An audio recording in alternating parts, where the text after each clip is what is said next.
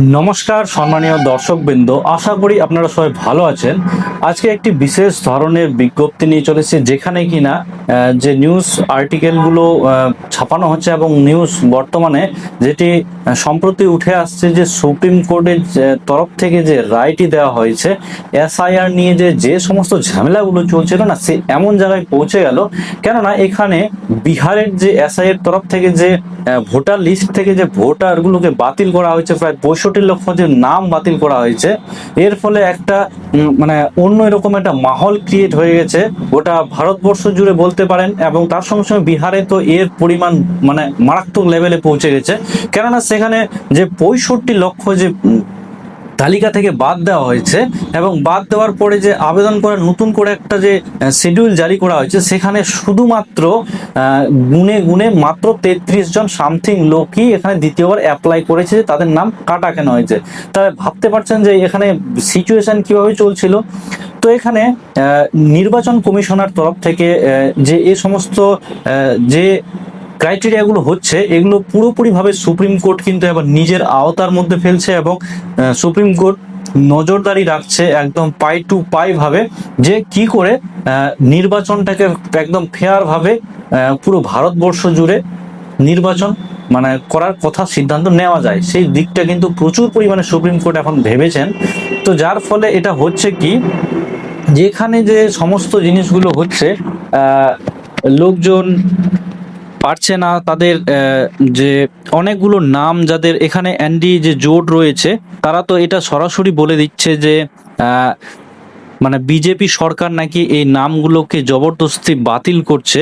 এটা মানে তারা রাজনীতিতে হয় না যে মানে এর উপর কাদা ওই ছেটাচ্ছে, ওর উপর কাদা ওই ছেটাচ্ছে। তো এই জিনিসটাই কিন্তু সম্প্রতি হয়ে চলেছে। তো এখানে আপনাদের কি মত অবশ্যই কমেন্ট করে জানাবেন।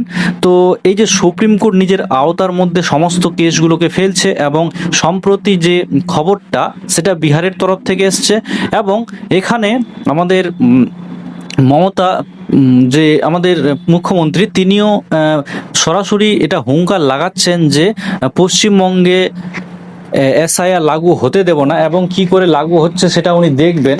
তো এই জিনিসটি পশ্চিমবঙ্গে যে লাগু হবে কি না, সেটা কিন্তু সুপ্রিম কোর্ট ডিসাইড করে দেবেন এখানে। যেহেতু বিহারে এর প্রণতি চলছে, সুতরাং পশ্চিমবঙ্গেও কিন্তু এটি হবে, এটা সুপ্রিম কোর্ট রায় দেবে, তারপরে কিন্তু হবে। তো ইঙ্গিত এই দিকটাই হচ্ছে যে এটা সমস্ত স্টেটে কিন্তু ধীরে ধীরে করে এসআইআর লাগু হবে, কারণ এতগুলো ভুয়ো ভোটার হয়ে গেছে না, যে মারাত্মক লেভেলে পৌঁছে গেছে। আপনি বিহারের মামলাটাই দেখুন, যে মৃত ভোটার লিস্ট 20 লক্ষ 22 লক্ষ পাওয়া যাচ্ছে। এমন কিছু ভোটার লিস্ট মানে ভোটার নাম রয়েছে যার কোনো ঠিকানা নেই, নাম নেই, তা সত্ত্বেও সেখানে কিন্তু ভোটার লিস্টে তাদের নাম নথিভুক্ত করা হয়েছে।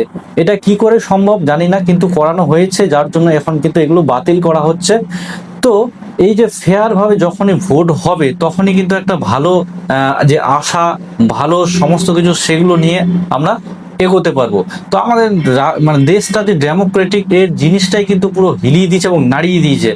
যেটা অ্যাকচুয়ালি বলে না, যে তুমি ভাত খেতে গেছো হোটেলে, সেখানে ভাতই নেই, তো তুমি খাবে কি? এই জিনিসটাই হচ্ছে আমাদের এখনকার বর্তমানের সিস্টেম।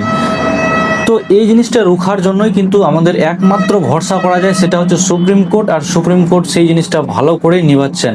তো দেখা যাক আগের দিনগুলোতে কি হয়, এবং আমাদের ওয়েস্ট বেঙ্গলে সেটি লাগু করতে দেয় কিনা। কারণ ওয়েস্ট বেঙ্গলের অবস্থাও খুব একটা ভালো অবস্থা নাই, এখানেও প্রচুর পরিমাণে ভুয়ো ভোটারে ভর্তি হয়ে গেছে।